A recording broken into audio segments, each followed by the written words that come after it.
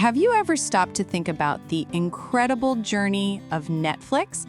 It's a story so wild, so full of twists and turns, it almost feels like a movie itself. We're talking about a company that went from being laughed out of a boardroom to redefining global entertainment. This isn't just a business tale. It's a saga of vision, risk, and sweet, sweet revenge. It's about seeing what's coming before anyone else does and betting everything on it.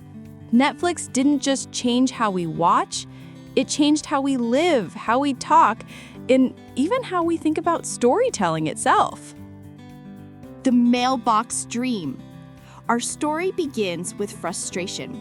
Reed Hastings, a brilliant mathematician and software entrepreneur, had just been charged a $40 late fee for a Blockbuster rental. That one moment of irritation sparked a billion-dollar idea. He teamed up with his friend and cousin-in-law, Mark Randolph, a marketing-savvy dreamer obsessed with the early days of e-commerce. Together, they started asking one question. What if you could rent movies without ever leaving home?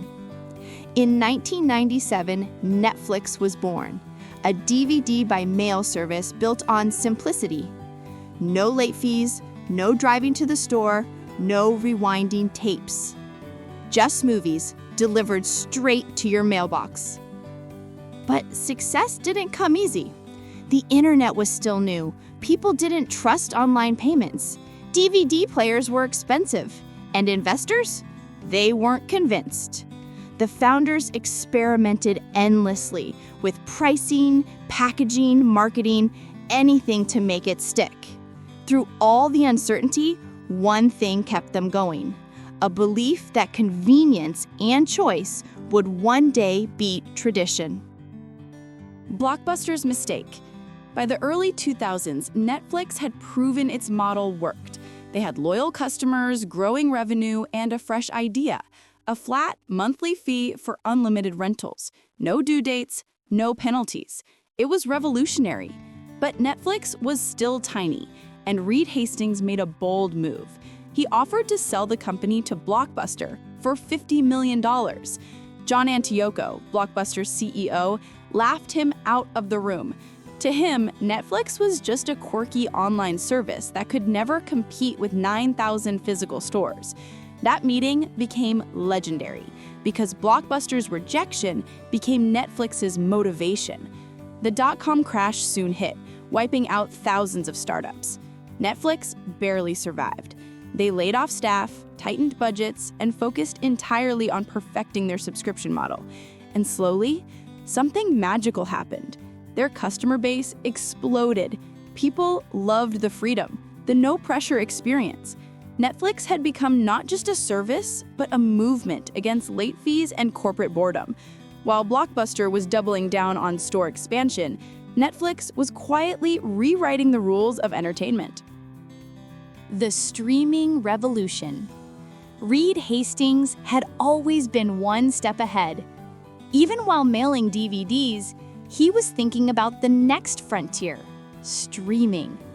In 2007, Netflix launched its streaming service, allowing subscribers to instantly watch a small library of shows and movies online. At first, it seemed unimpressive. The internet was slow, the video quality was grainy, and the catalog? Mostly old TV shows and second-tier films. Hollywood didn't take it seriously. Studios thought licensing content to Netflix was harmless. In doing so, they unknowingly fueled the very platform that would later disrupt their entire industry. Users loved the convenience. No waiting for delivery, no scratched discs, just instant access. For the first time, entertainment was at your fingertips. But it wasn't easy. Netflix had to renegotiate licenses constantly, battle slow broadband, and convince the world that streaming was the future. And yet, through every hurdle, Reed Hastings stayed committed to one belief: the future of entertainment wasn't in plastic discs, it was in pixels. the original content gamble. By 2013, Netflix had a new ambition: to stop relying on other people's content and start creating their own. Enter Ted Sarandos, the man behind Netflix's content strategy, a movie buff with a love for data and a deep instinct for what people wanted to watch. Their first big swing was House of Cards, starring Kevin Spacey and directed by David Fincher. It wasn't just a hit, it was a cultural earthquake. A streaming service producing high-quality, binge-worthy drama? Unheard of. Viewers devoured entire seasons in one weekend. Binge-watching became a global phenomenon, and Netflix didn't just participate in pop culture, they started shaping it. Then came Orange is the New Black, Narcos, Stranger Things. Each series cemented Netflix as the new Hollywood. They weren't just a tech company anymore. They were a storytelling empire, powered by data, creativity, and boldness. From algorithms predicting what we'd love to creators given full creative freedom, Netflix became a home for imagination. And it worked. Subscribers skyrocketed, awards poured in. Everyone wanted to know, how did a DVD company become the king of TV? The streaming wars. Of course, success invites competition. The entertainment giants had finally woken up, and they wanted their slice of the streaming pie.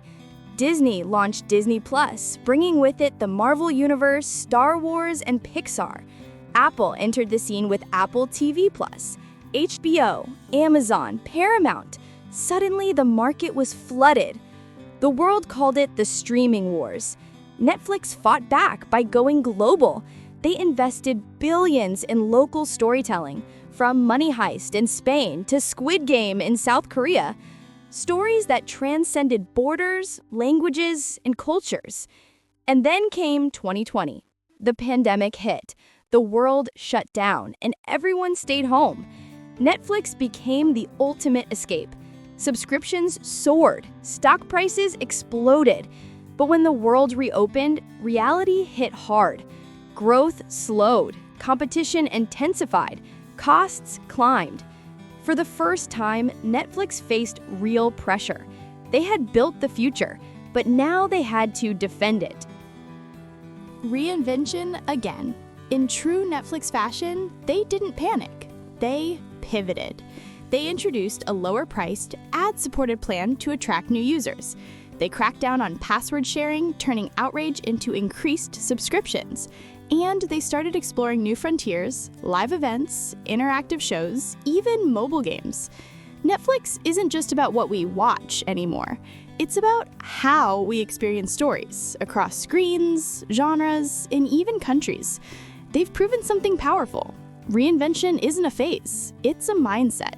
From DVDs to streaming, from content licensing to content creation, Netflix has never been afraid to destroy its old model to build a new one. The story of Netflix is the story of boldness, of betting everything on tomorrow, even when today looks uncertain. It's a story about timing, vision, and the courage to change before you have to. They didn't just outlast blockbusters, they rewrote the very rules of entertainment. They turned waiting into watching and watching into culture. And through it all, Netflix taught the world something timeless. Innovation isn't about predicting the future, it's about creating it. From a $40 late fee to a global revolution, Netflix didn't just change how we watch, they changed what it means to dream big. And that, my friend, is a story worth telling.